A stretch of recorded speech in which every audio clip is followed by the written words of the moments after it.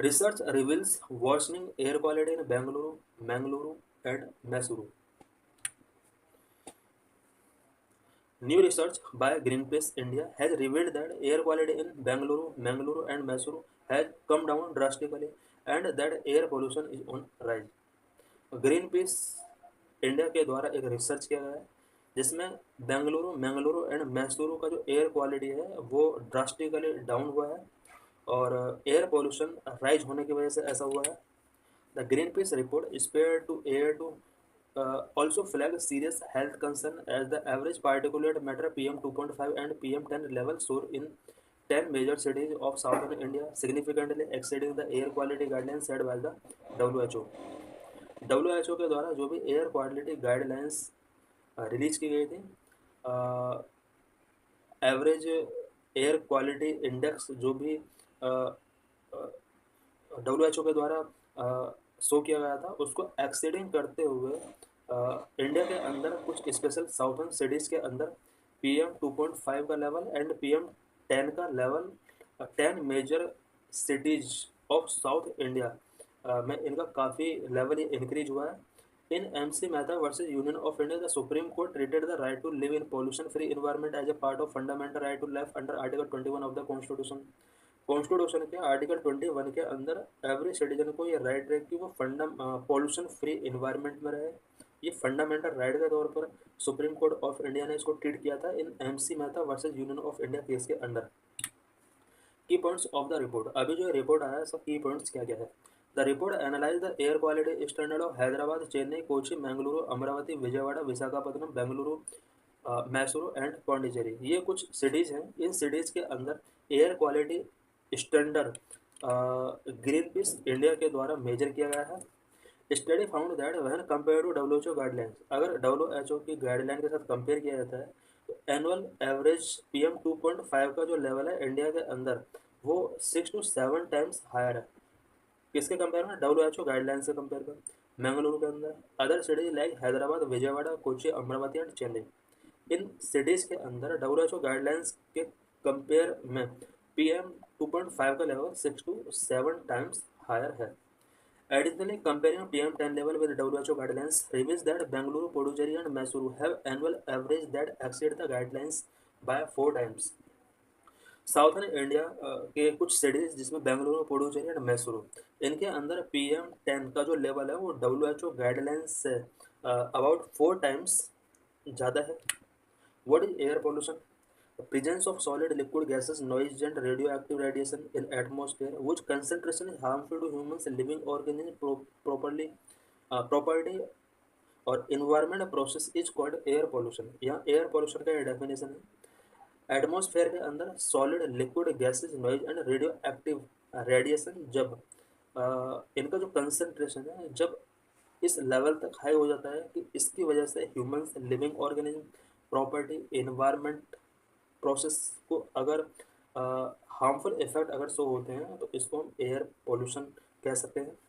These substances are known as pollutants, can be either natural or man-made, can originate from various sources such as industrial process, vehicle emissions, agricultural activities, and natural events like wildfires and volcanic eruptions. Air pollution के अंदर जितना भी substance होता है इन्हें हम pollutant कहते हैं. पॉल्यूटेंट नेचुरल ह्यूमन मेड भी हो सकते हैं. ऑल पॉल्यूटेंट वेरियस प्रोसेस के थ्रू जनरेट हो सकते हैं. Industrial process, vehicle emission, agriculture activities and natural event like wildfire and volcanic eruption के थ्रू यहाँ पर ये पॉल्यूटेंट जनरेट हो सकते हैं. In 2023, India stood as the third most polluted nation globally. India alone accounted for 2.1 million of deaths attributed to air pollution. The World Health Organization estimated that air pollution kills 7 million people every year. 2023 में India globally third most polluted country के तौर पर count किया गया था.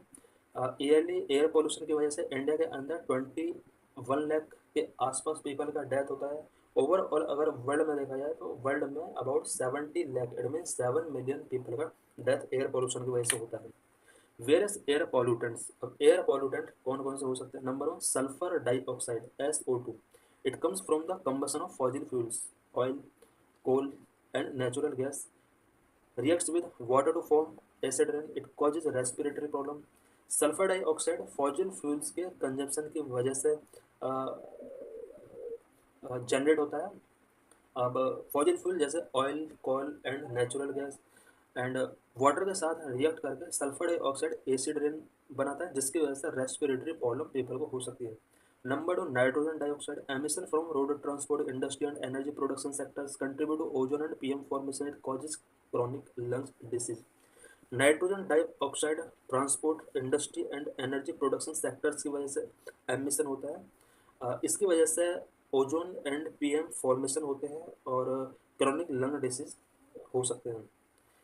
Number 3, ammonia produce by metabolism of amino acid and other compounds which contain nitrogen, it causes immediate burning of eyes, nose, throat and respiratory tract and can result blindness, lungs damage. Amino amino acid and other compound जिनके अंदर nitrogen होते हैं, इनके metabolism की वजह से ये बनते हैं और इसकी वजह से आइज के अंदर बर्निंग हो सकता है, नोज, थ्रोट, रेस्पिरेटरी ट्रैक्ट के अंदर बर्निंग फीलिंग हो सकता है, रिजल्ट के तौर पर ब्लाइंडनेस एंड लंग्स डैमेज हो सकता है। Number 4, ozone O3 secondary pollutant found from other pollutants and VOC under the action of sun, it causes irritation of eye and respiratory mucous membrane, asthma attack. इसकी वजह से eyes में irritation, respiratory मस्कस membrane के अंदर irritation, asthma attack हो सकता है। Carbon monoxide, it is produce in incomplete combustion of carbon containing compound, impact are fatigue, confusion and dizziness due to inadequate oxygen delivery to the brain। Carbon monoxide जो produce होता है ये carbon containing compound के incomplete combustion की वजह से हो सकता है। नेगेटिव इम्पैक्ट, हेल्थ इम्पैक्ट इसका हो सकता है, फैटिग हो सकता है, कन्फ्यूजन हो सकता है, dizziness due to inadequate oxygen delivery to brain, dizziness भी हो सकता है। Number 6, lead release as a waste product from extraction of metal such as silver, platinum and iron from their respective ores, impact are anaemia, weakness and kidney and brain damage. Waste product के तौर पर ये release होता है, specially metals का जिस time पर extraction होता है, specially silver, platinum and iron, उस टाइम पर ये एज अ वेस्ट रिलीज होता है। इसके कई सारे हेल्थ इम्पैक्ट हो सकते हैं, anaemia, weakness, kidney and brain damage की प्रॉब्लम भी इसकी वजह से हो सकती है। What are major driving factors of air pollution, India के अंदर एयर पोल्यूशन के मेजर ड्राइविंग फैक्टर्स क्या क्या हो सकते हैं। Number 1, industrial and vehicular emission. Number 2, solid waste burning. Number 3, stubble burning including other agriculture activities. Number 4, domestic cooking and heating. Number 5, coal-based power plant. Number 6, improper use of pyrolysis. Industrial and vehicular emission. Carbon monoxide CO, nitrogen oxide NO, and non-methane volatile organic compound are primary pollutant from vehicles. Vehicles के through जो primary pollutant release होते हैं, carbon monoxide release होता है, nitrogen oxide release होता है, non methane volatile organic compound release होते हैं और अबाउट 80% से ज़्यादा ये रिलीज होते हैं। Industries like iron and steel, sugar, paper, cement, fertiliser, copper and aluminium contribute to suspended particulate matter SO, sulphur dioxide, nitrogen oxide and CO2। कुछ industries like iron and steel, sugar, paper, cement, fertiliser, copper and aluminium, ये industries sulphur sulphur dioxide and nitrogen oxide, carbon dioxide के release के लिए responsible है। Road transport presently account for 12% of India's energy related CO2 emission. India के अंदर overall जितना CO2 emission होता है, इसमें ट्रांसपोर्ट सेक्टर का जो रोल है वो 12% रोल है। Solid waste burning. According to the Energy and Resource Institute report, India generates over 62 million tons of waste in a year. A significant portion of which is burned openly or in informal dump site. Open burning of solid waste contribute to the release of various pollutants including PM, dioxins and furans. TERI, the Energy and Resource Institute का एक report आया था।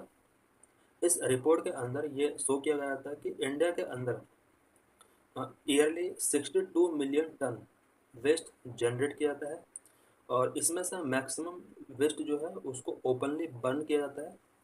और burning of solid waste की वजह से various pollutant release होते हैं including PM, dioxins, furans. Number 3, stubble burning including other agriculture activities. Stubble burning and other agriculture activities की वजह से भी पॉल्यूशन इंक्रीज हो सकता है।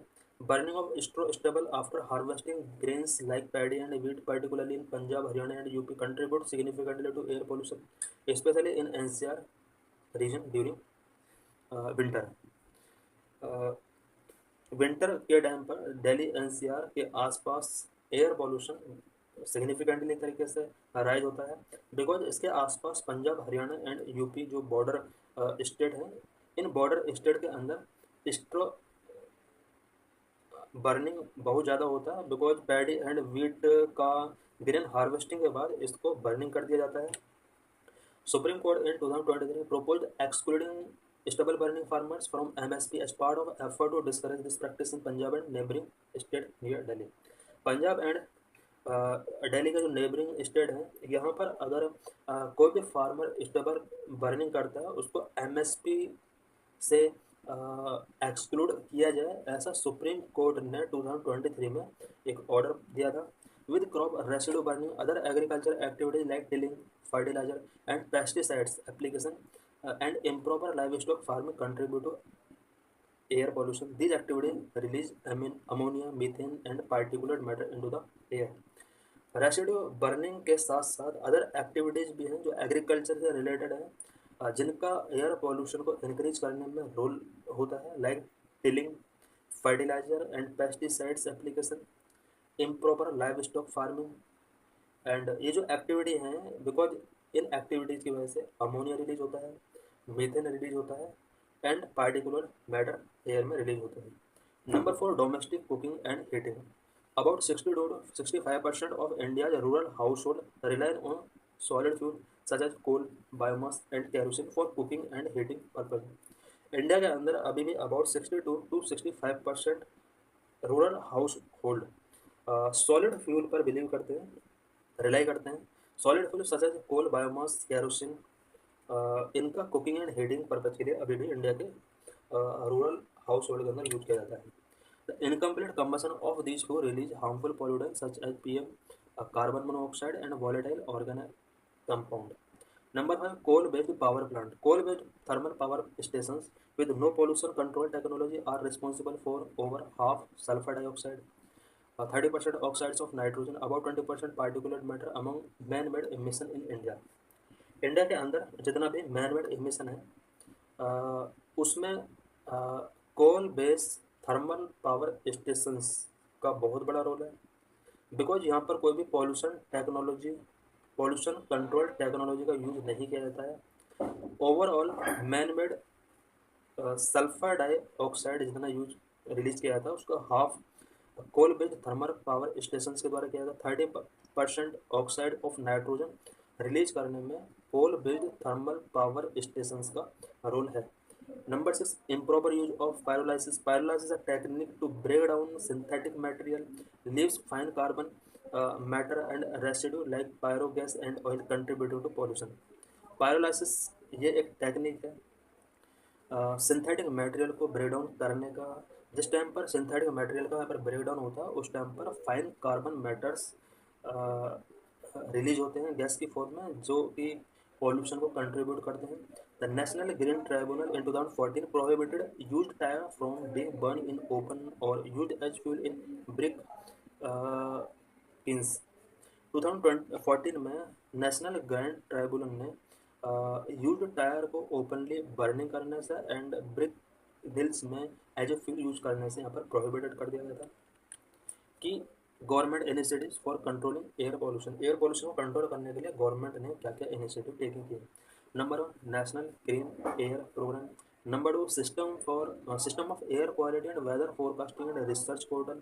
Number 3, new commission for air quality management. Number 4, graded response action plan. Number 5, for reducing vehicular pollution BS6 vehicles यहाँ पर launch किए गए। National electric mobility mission plan. ये कुछ इनिशिएटिव्स हैं जो गवर्नमेंट